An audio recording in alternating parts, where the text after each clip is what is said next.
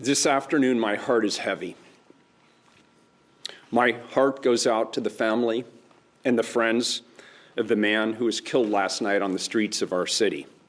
I mourn with you. I'm going to support the police chief and the district attorney in apprehending and holding accountable those who are responsible for the homicide last night. I stand here with the police chief and the district attorney to again denounce the violence. The tragedy of last night cannot be repeated. All of us must take a stance against violence. And it doesn't matter who you are or what your politics are, we have to all stop the violence. For those of you saying on Twitter this morning that you plan to come to Portland to seek retribution, I'm calling on you to stay away. You, of course, have a constitutional right to be here, but we're asking you to stay away and work with us to help us de-escalate this situation. And Portlanders, I'm asking all of us to do our part too. One death is one death too many. Join me in denouncing all violence. Let's pull together in the name of peace and humanity. We don't always have to agree, but we've long done so without violence. That's part of what makes this nation strong. Let's end this long, hard summer and come together and work to support and lift each other, not tear each other apart. I'm going to continue to work with the community on the historic changes that we've already made and have committed to making as we reimagine what public safety and racial justice can look like in our community, and we'll continue to do that work in the weeks and the months ahead. There's so much work to do, and I'll be intentionally engaging the public as we proceed to engage in that hard work together. Yesterday's events began with hundreds of cars filled with supporters of the president, rallying in Clackamas County and then driving through downtown Portland. They were supported and energized by the president himself. President Trump, for 4 years, we've had to live with you and your racist attacks on black people. We learned early about your sexist attitudes towards women. We've had to endure clips of you mocking a disabled man. We've had to listen to your anti-democratic attacks on journalists. We've read your tweets slamming private citizens to the point of receiving death threats. And we've listened to your attacks on immigrants. We've listened to you label Mexicans rapists. We've heard you say that John McCain wasn't a hero because he was a prisoner of war. And now you're attacking Democratic mayors and the very institutions of democracy that have served this nation well since its founding. Do you seriously wonder, Mr. President, why this is the first time in decades that America has seen this level of violence? It's you who have created the hate and the division. It's you who have not found a way to say the names of black people killed by police officers, even as people in law enforcement have. And it's you who claimed that white supremacists are good people.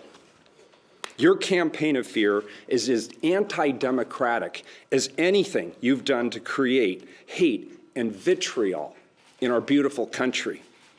You've tried to divide us more than any other figure in modern history. And now you want me to stop the violence that you helped create. What America needs is for you to be stopped so that we can come back together as one America while recognizing that we must demand that all people, black, brown, white, every color, from every political persuasion, pull together and hold all people accountable in stopping racism and violence, and we together are peaceful again under new leadership that reflects who we really are, we the people of this great nation. President Trump, you bring no peace. You bring no respect to our democracy. You, Mr. President, need to do your job as the leader of this nation. And I, Mr. President, will do my job as the mayor of this city. And we will both be held accountable, as we should. I'm also calling out every other elected official in Oregon to join me, not only in defeating racism, but also in helping me to stop the violence, as we are and will continue to be held accountable by all of our residents. Today, we need to decide who we are and where we want to go from here. Don't let this be the spark that sets off an acceleration of hostilities in our beautiful city. Those are not our values. What happened last night does not move us forward. It sets us back. I know the values of this community. I was born and raised here. I found my living here. I raised my family here. This is where I want to be, and I know the values of this community. We want to protest powerfully and peacefully. We believe that Black lives matter, and we believe that it's the responsibility of our leaders to ensure that the systems that we have in place to protect and serve do so equitably. Let's engage with each other in thoughtful dialogue about reform and use the power of our shared values to move forward together. We must recommit our energy and our resources to advancing the work of reform and the transformation of our systems. This morning, the President had some very harsh words for you, obviously. He didn't condemn the violence, but he said that, in his words, it was unexpected. Because of the weeks of some violence we've seen in the city. What's your response to that? My response is, as the President of the United States and somebody who has been perpetrating divisive and hateful language for 4 years, for him to now stand here and say that it's unexpected and act as though he's shocked is appalling to me. We all saw this coming. And as I said, I've stood at this podium I don't know how many times and have said that we must denounce the violence, that we must work together, that we must accurately address what's going on around systematic injustices in our community here in Portland and hold ourselves accountable for what's happening here in Portland. But the President has a role to play in this as well, in acknowledging and understanding those systematic injustices nationally. And the tweets that he's been putting out in the last 48 hours, attacking Democratic mayors, attacking those who are trying to bring resolution to the violence in their local communities. He has an opportunity to uplift us and bring us together and help us move through this difficult situation in our nation's history, and instead, he chooses to play petty politics and divide us. That's my reaction. So I'm going to do the work that I need to do here in my local community with my local officials to take accountability for what's happening on our streets. And I'd appreciate that either the President support us or he stay the hell out of the way. And just to follow up what you hear you saying was that because of the violence, he's not surprised that there would be this other group coming in. What's your response to that? Well, of course he's not surprised. He encouraged them to come into our community. And previously, he has actually encouraged or at least tacitly approved of violence. And so I'm not surprised in the slightest. I'm surprised if he would be surprised by this. There's an olive branch opportunity here for all of us.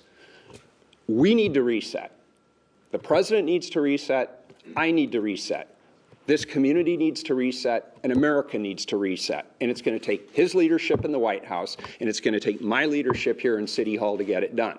And so I'm saying, let's end this summer. Let's end the violence. Let's commit to that. Is that something we can all agree on, that we are done with the violence? And now let's do the hard work of acknowledging, of hearing, and understanding the pain and the suffering and the fear and the anxiety that exists in this nation around the COVID crisis, which the President initially seemed to be ignoring or poo-pooing, and the economic crisis, which is now causing so many Americans economic stress and strain, and now the work that we have to do in our communities across this nation in the wake of the murder of George Floyd. I'm up to that challenge, and I hope the President is too.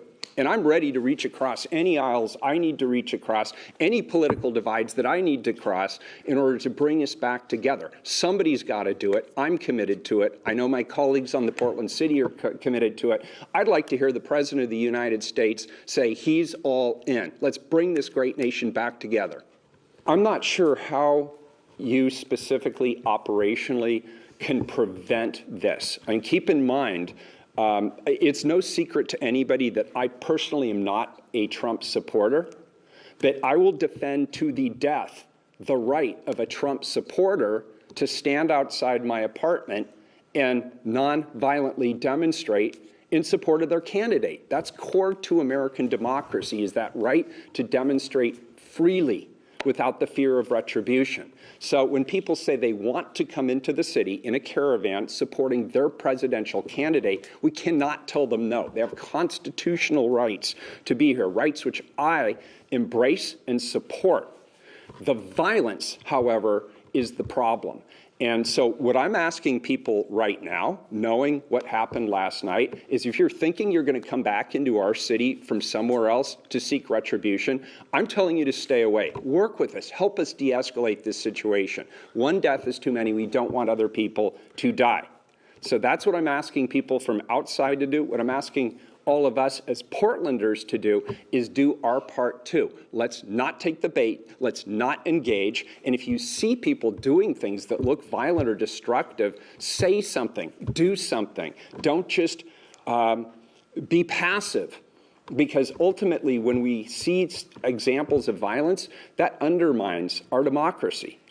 This democracy is dependent upon us having differences of opinion and being able to vet differences of opinion and being able to have uncomfortable conversations without resorting to violence. So I've asked the president to do his part. I will do my part too. We both have an important role to play. We will both be held accountable.